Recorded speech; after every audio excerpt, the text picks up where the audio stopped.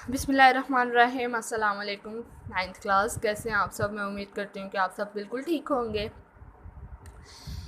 और मैं ये भी उम्मीद करती हूँ कि आपने अपनी लास्ट ऑनलाइन क्लासेस के सारे लेक्चर बहुत अच्छे तरीके से याद कर लिए होंगे और अब आप बिल्कुल प्रिपेयर होंगे अपना नेक्स्ट ऑनलाइन क्लासेस का सेशन स्टार्ट करने के लिए। और इसको भी उसी तरीके से रोज़ाना डेली बेसिस पर अच्छे तरीके से याद कीजिएगा ताकि आपको कोई प्रॉब्लम ना हो। दोबारा जब मैं आपका असेसमेंट लूँ तो आपकी सारी चीज़ें बिल्कुल प्रिपेयर हों, ठीक है।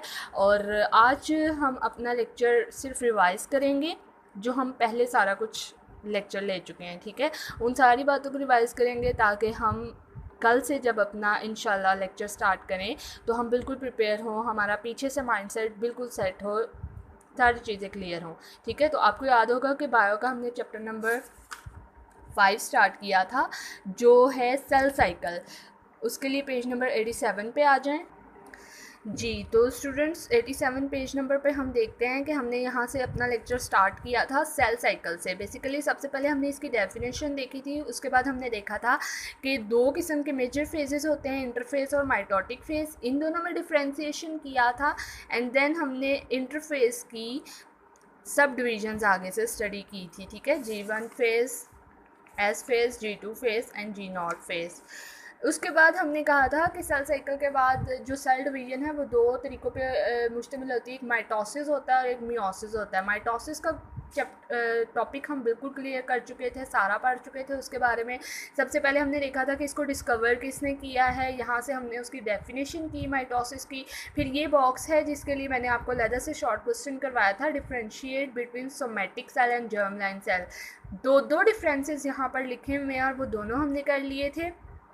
उसके बाद हमारे पास यहाँ से एक क्वेश्चन अराइज हो रहा था, वो भी मैंने आपको निशान लगा दिए थे और उसका आंसर मैंने आपसे कहा था कि इस बॉक्स से आपने कैरी करना है, ठीक है।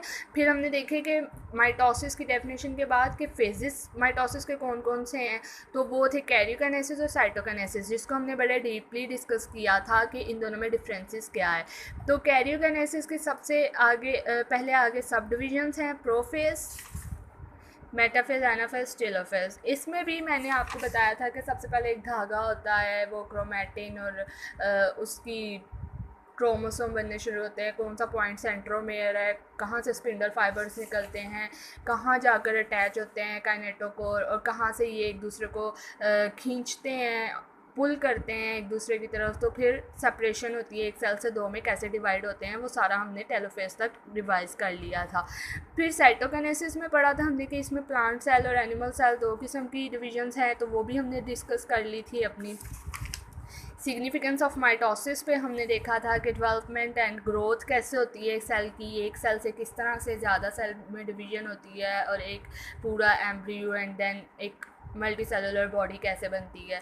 फिर सेल रिप्लेसमेंट देखी, रीजनरेशन देखी कि अगर कोई कट लग जाता है तो कैसे नए सेल प्रोड्यूस होते हैं, या कोई जिस्म का हिस्सा कट जाता है तो वो कैसे दोबारा से वो प्रोड्यूस कर लेते हैं।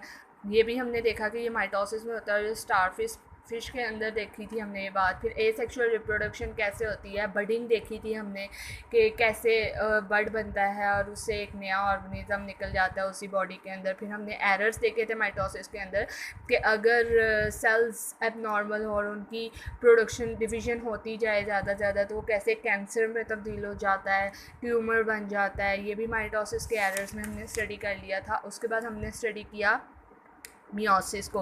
मियोसिस की भी हमने डेफिनेशन देखी और उसके बाद हमने देखा था कि इसके फेजेस कौन कौन से हैं और मियोसिस 1 तक हमने डिस्कस किया था। मियोसिस 1 की जो फर्दर सब डिविजन्स हैं ये इंशाल्लाह अब हम यहाँ से अपना कल लेक्चर स्टार्ट करेंगे, ठीक है। तो हमने यहाँ तक अपना लेसन कवर कर लिया था मियोसिस 1 तक। तो आपका आज का काम ये है कि आपने कल तक ये सारा एक दफ़ा प्रिपेयर करना है, पढ़ लेना है, ताकि अगर कोई चीज़ भूली हुई है तो आपको अच्छे तरीके से याद हो जाए, ठीक है। तो फिर हम कल इंशाल्लाह अपना प्रोफेज 1 स्टार्ट करेंगे जो मियोसिस 1 की सब डिवीज़न है, ठीक है, ताकि हमारा माइंडसेट बिल्कुल क्लियर हो और हम अपनी स्टडी को अच्छे तरीके से कंटिन्यू कर लें, ठीक है। अपना बहुत ख्याल रखिएगा, दुआ में याद रखिएगा। अल्लाह हाफ़िज़।